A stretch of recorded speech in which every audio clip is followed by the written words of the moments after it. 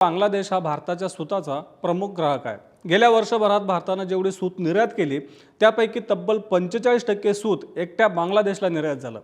आता बांगलादेशमधील सूत उद्योगाने मागणी केली की भारतातून आयात होणाऱ्या सूतावर 20% आयात शुल्क लागू करावं।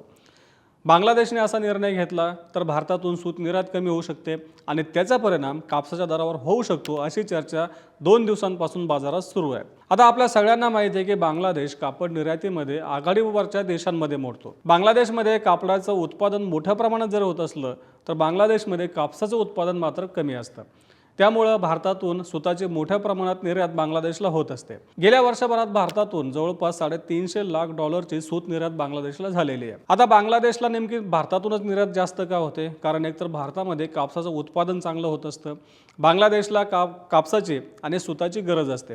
आता भारतामध्ये सूत निर्मिती मोठ्या प्रमाणात होते, कापड उत्पादन हे काहीसं कमी होतं, त्यामुळं भारतातून सूताची निर्यात बांगलादेशला मोठ्या प्रमाणात होत असते। त्याचे प्रामुख्याने 2 कारण आहेत। एक तर बांगलादेशला भारतातून सूत निर्यात करणं सोपं जातं। शेजारी देश असल्यामुळं रस्ते मार्गाने किंवा समुद्र मार्गाने सूताची निर्यात होत असते। परंतु जसं भारत आणि बांगलादेशमध्ये मागच्या काही महिन्यांमध्ये तणाव निर्माण झाला होता। बांगलादेशमध्ये झालेल्या उठावानंतर बांगलादेशच्या माजी पंतप्रधान शेख हसीना यांनी भारताला आश्रय दिला होता।